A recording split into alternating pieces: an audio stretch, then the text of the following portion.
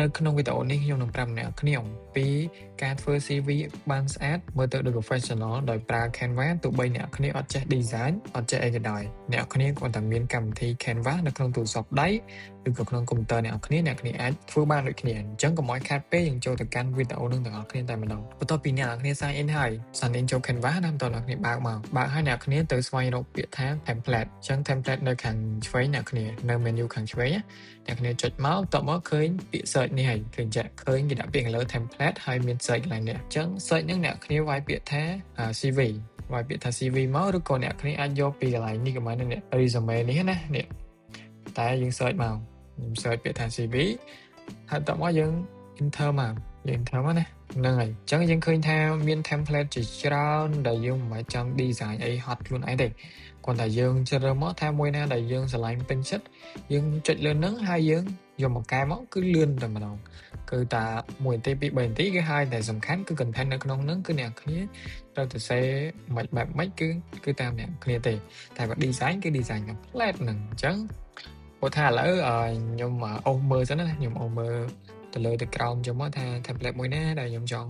យកអញ្ចឹងថាខ្ញុំអូសទៀតមកអូសមកយើងឃើញថាដូចជាមិនទាន់ត្រូវចិត្តទេខ្ញុំអូសមកក្រោមទៀតខ្ញុំអាចចុចបើយើងអត់ទាន់ដឹងថាយើងចង់បានមួយណាអញ្ចឹងណាយើងចុចនៅលើ design ណាមួយសិនមកថាខ្ញុំចង់បានមួយនេះចុចចឹងមកអញ្ចឹងវានឹងចេញផ្សេងទៀតដែលស្តៀងនឹង design ហ្នឹងពេលអញ្ចឹងទៅយើងអាចមើលផ្សេងទៀតយកមកបានអញ្ចឹងណាពេលអញ្ចឹងទៅយើងអាចរកមើលបានបន្ថែមទៀតថាឥឡូវគឺថាយើងយកបែបខ្ជូតបន្តិចណា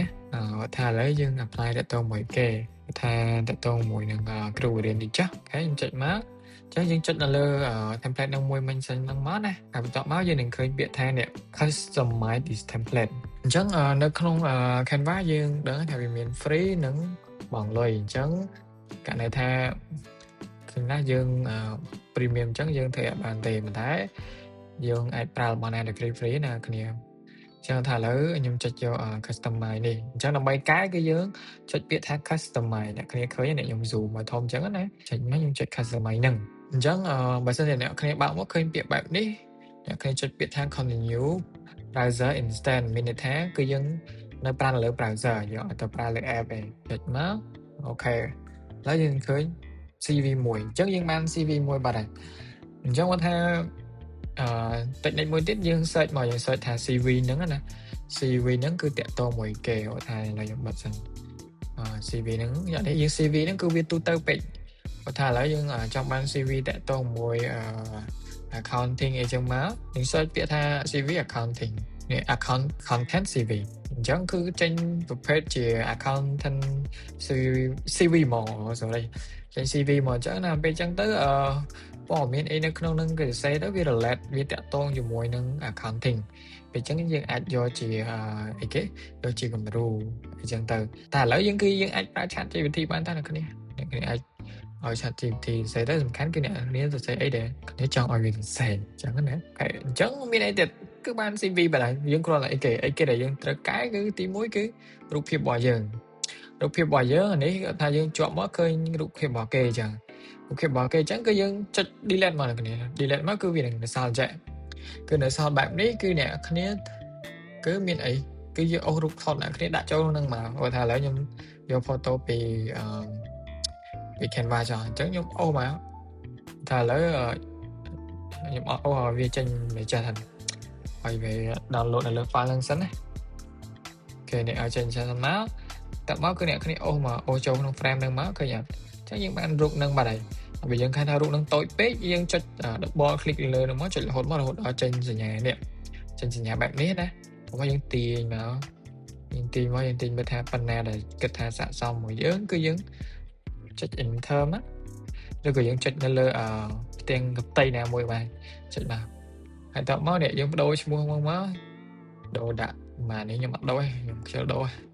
ហើយតមកនេះព័ត៌មានអីផ្សេងទៀតហ្នឹងយើងកែមកយើងចុចលើ double click មកតមកយើងកែអញ្ចឹងណា